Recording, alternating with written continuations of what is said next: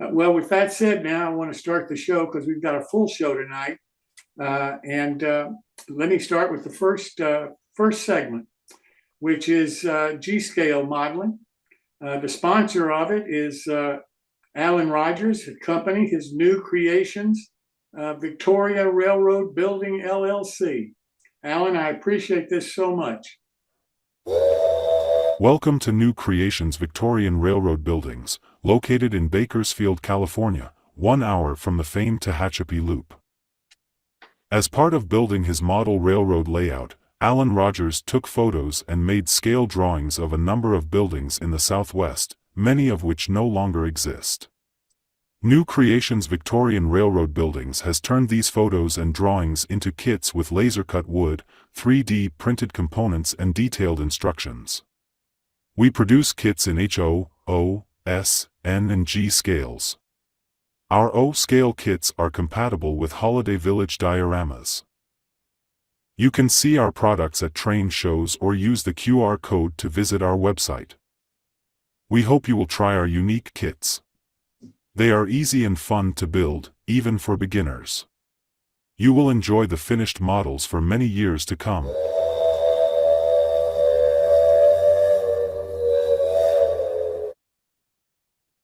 Thanks again, Alan, for your support. Now I want to turn this over to the host for G-Scale Modeling, Steve Bittinger. Steve, welcome. This is Steve Bittinger on the camera. All right. Steve, you want to give us a little bit of your background? You model Western Maryland. Is there some reason why you model Western Maryland? So, yeah, good evening, everybody. I'm sure most of you don't have a clue who I am. Anyway, so I grew up in a railroading family.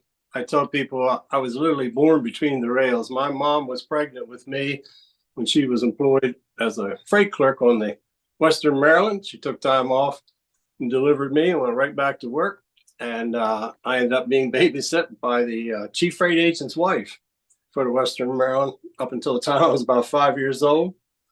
When I was 5, we bought a farm directly on the Western Maryland right-of-way on what's called the Lurgan subdivision. We had about 1,000 feet of frontage on the railroad, and my bedroom window on the second floor of the old farmhouse looked right out at the railroad. So I got to see the transition from steam right into diesel. We lived there up until 1962. Thereafter, we sold that property, moved closer to town, and the railroad ended up being behind us. So we always had the railroad. My mother was employed with the Western Maryland for 35 years. She was one of only 2 women ever to become a freight agent for the Western Maryland Railroad. Of all the thousands of people that worked there, that was a very unusual career at that time. I myself actually got a job on the Western Maryland. When I was 19 years old, I became a car inspector at Lincoln Yards in York, Pennsylvania. And I decided I didn't like being a car inspector very much. First of all, I didn't like working alone out in the yards. It's pretty dangerous. And secondly, I decided maybe my parents are right. I need to go get a college education. So I headed off to school at that point. And from that point on, I've always been a model railroader from a long time back. And I started off with the American Flyer S gauge. And tonight you're looking at a Burro crane that I built here not too long ago, scratch built. And the story behind the Burro crane is this. When I was a little kid, my cousin had Lionel trains. And one of the neatest things he had was this Burro crane, self-propelled. He could pull a few cars. And I always thought, hey, I wish I could have one of those. And maybe American Flyer will make one eventually, but they never did. And later on, I transitioned into S scale, still no Burro crane. Then along about 1985, I got involved with G scale, large scale. And I thought, okay, maybe now one of these manufacturers will make a Burro crane. So wishful thinking meant that almost, close to 40 years later, no Burro crane. So I concluded the only way I was going to get one was to build it myself. So that's what we're seeing here this evening. Steve, how'd you get into G scale? What made you decide to go G scale? I belong to the South Mountain Division NMRA, and they're a group of us of all gauges. And I ran into Steve Sherrill, of all people, and another fellow, Dean Lowry. and they were all excited about G-Scale. So the three of us kind of ventured into this together, and I thought this is the neatest thing. So I proceeded to build an outdoor layout, learned a lot in that, and we all learned a lot that the big downfall was cleaning track. So I thought, man, we got to get out of this. So we went to a show in Cincinnati, Ohio, big G-Scale show, and here were fellows with battery-powered trains. And I thought, this is the way to go. So I came right back home, tore down that layout, and started all over. So the layout that you see here today, this is my third one that I've built. It was a learning curve along the way. So everything I have now is battery-powered. I model what I know. I told you I was a car inspector in the late 60s, 67, and 68. So I thought I'll just model Western Maryland, create a fictitious branch line of the Western Maryland running from about Grafton, West Virginia towards Elkins. And I can use all this early diesels and this type of scenery that I like, the rugged West Virginia scenery. And that's what my model is going to be. Steve, you did the Burrow crane, you scratch built that. Do you want to show us a little bit about the Burrow crane? Sure. You've also did a lot of research into construction, contacting the Burrow company and using their historical data to make a pretty authentic model. So if you explain a little bit to us. Sure.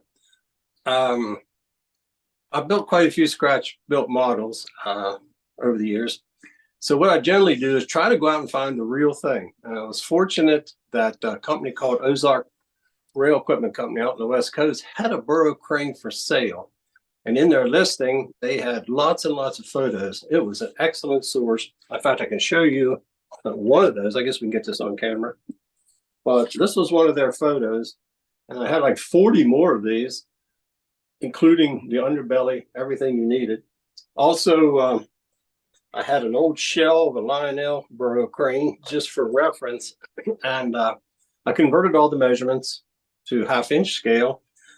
And I generally start my projects by collecting surplus materials, I guess I'll call it, that I can use to build these things. So the first thing I got a hold of was a power block. The power blocks, motor blocks, look a lot like these things right here. That was going to be one of the first things I needed, probably one of the most expensive parts of building it. I'm in the contracting business, general contracting and home building business, and we have a lot of scrap materials left over. So this is PVC that we use for trims and moldings. I save all the scraps. This happens to be a heavier thickness, and this one a little bit thinner. And if we were looking at that Burrow crane, the back wall in the crane is this piece. The upper portions of it is like this. And then the rest of that is styrene, standard styrene, along with evergreen plastics for some of the trims and moldings. The power for it, it's battery powered. And believe it or not, I managed to get this battery inside there standing up in that position, just like that. It just barely fit. And that's a pretty big battery for a little guy like that. This is 11.1 volts, 2,500 milliamps. And Steve introduced me to MRC's controllers. This is a throttle that they offer and a receiver, which is in the unit, and it comes with sound, which is real handy at a very reasonable price. I think these things now are like $80 delivered. So not much you can get for $80 with all of that. The rest of it, the boom that you see on here, that's a boom off of an old Tonka truck that I turned into an appropriate boom. Let's go turn off the light here for a second. Is it going to go? It's not. Yes, it is. Here you can see the size of this. G-Scale is not small. Now, if we put the scale on it, this thing's like 7.5 inches long. The body, about 4.5 inches for the cab. A lot of G-Scale stuff's around 4 inches in width, plus the motor block here at the bottom.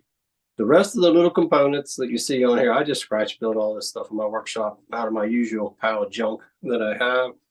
And Steve was looking at the cabling here one day, and that's nothing more than the cord out of a chalk line, carpenter's chalk line box that I stained black and put on there. And the plastic for in the windows is the cover off a box of donuts. I saved the cover and made that out of that. And then the rest of it, painting, KD couplers, and detail parts that I put on there to make that. And So where'd you get the boom, Steve? that's what this is from the Tonka truck. It was broken and damaged. It was on eBay for like $12, the whole thing. I just chopped it up and rebuilt the boom the way I needed it. Did you when you got the data for the model, how did you lay that out? How did you start when you start scratch building these large size models?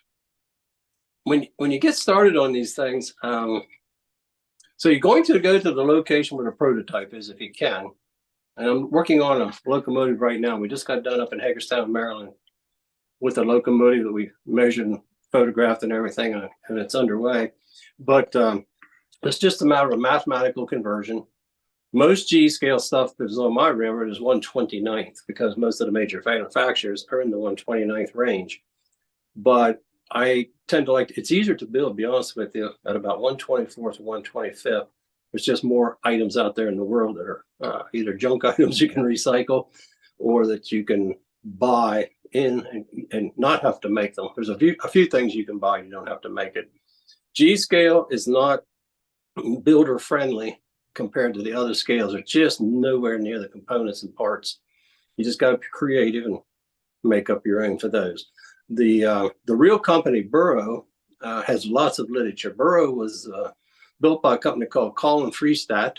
They were in Chicago, Illinois, and they built Burrow cranes for a long, long time. Hundreds of railroads had Burrow cranes.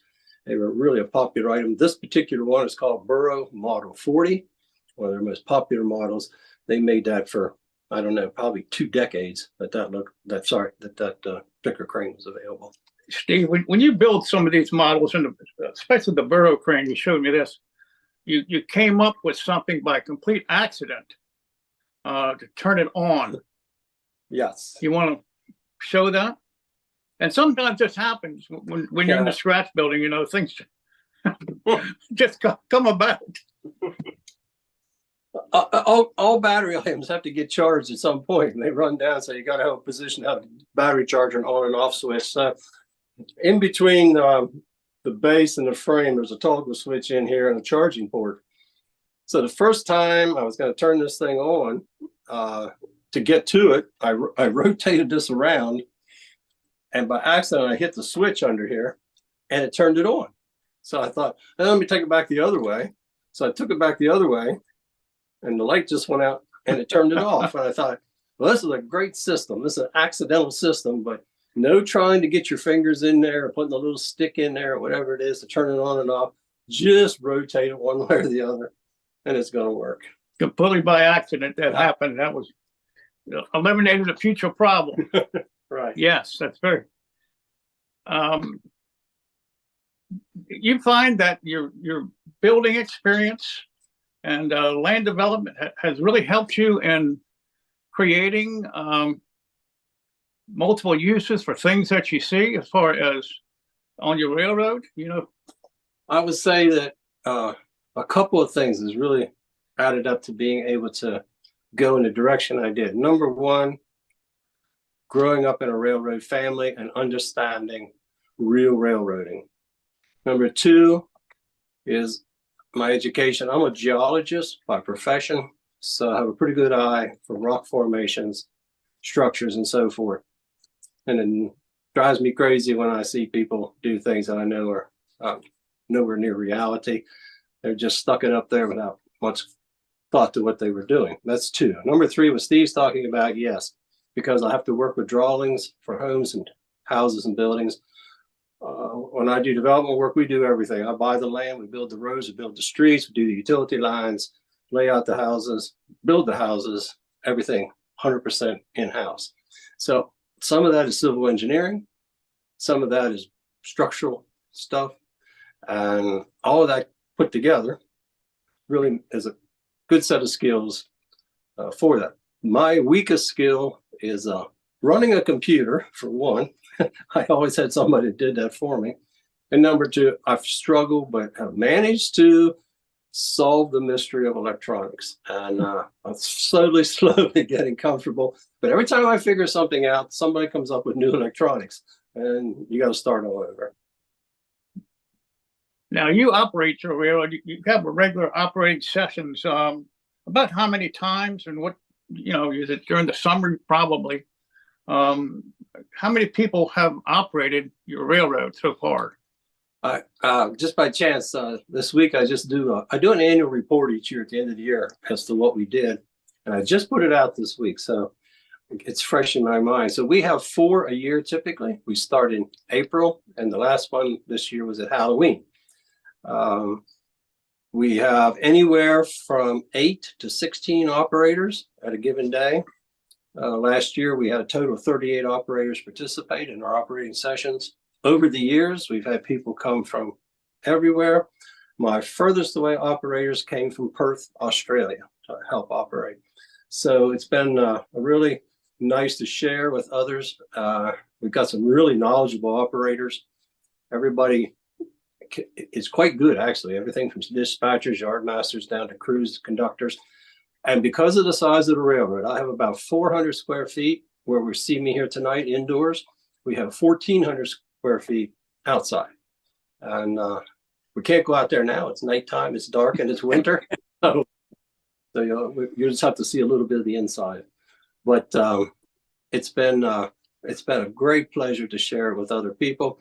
And I think the fact that so many of them come back and are repeat people, I think they enjoy it as well. And we also let people bring their equipment here with us.